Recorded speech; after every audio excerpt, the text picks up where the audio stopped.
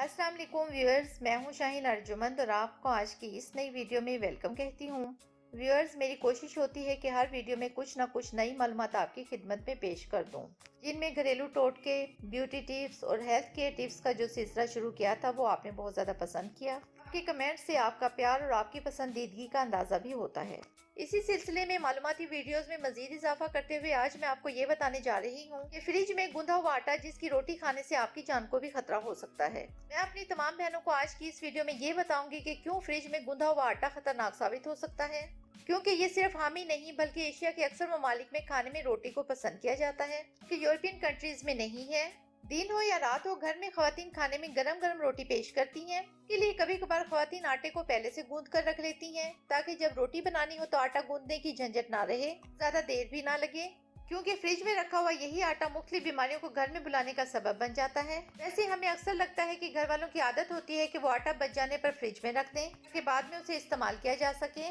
مگر بعض اوقات اس میں سستی کا عمل دخل آ جاتا ہے۔ یعنی کچھ ہماری خواتین دو دن کا آٹا گوندھ کر یا ڈھیر سارا آٹا گوندھ کر فریج میں اسٹور کر لیتی ہیں تاکہ بار بار اسی پریکٹس سے نہ گزرنا پڑے۔ کیا ایسا کرنا صحت مند ہوتا ہے؟ ماہرین کے مطابق آٹا گوندھتے ہی فوراً اسے استعمال کر لینا چاہیے، ورنہ اس میں ایسے کیمیائی بدلاؤ آ جاتے ہیں جو کہ صحت کے لیے بہت زیادہ نقصان دہ ثابت ہو سکتے ہیں۔ آیورویدک میں واضح طور پر کہا گیا ہے کہ فریج میں آٹا نہ رکھیں کیونکہ اس میں خمیرہ ہونے کے چانسز بڑھ جاتے ہیں، پھر اس میں بیکٹیریا بھی پیدا ہو سکتے ہیں جو کہ آپ کی صحت کے لیے نقصان دہ ہو سکتے ہیں۔ کوشش کریں کہ جتنی روٹیاں بنانی ہوں اتنا ہی آٹا گوندھا جائے تاکہ اس کو سٹور نہ کیا جائے، کیونکہ آپ نے آج کل اکثر دیکھا ہے کہ بچے، بڑے، مرد اور خواتین معدہ کے امراض میں مبتلا ہیں۔ اب اکثر لوگ یہ کمنٹس کریں گے کہ ہمیں 10 سال ہو گئے ہیں رات کا گوندھا ہوا آٹے کی روٹی کھاتے ہوئے۔ میرا ان سے صرف ایک سادہ سا سوال یہ ہے کہ آپ کے گھر میں کتنے افراد ایسے ہیں جو کسی بھی بیماری کا شکار نہیں ہیں،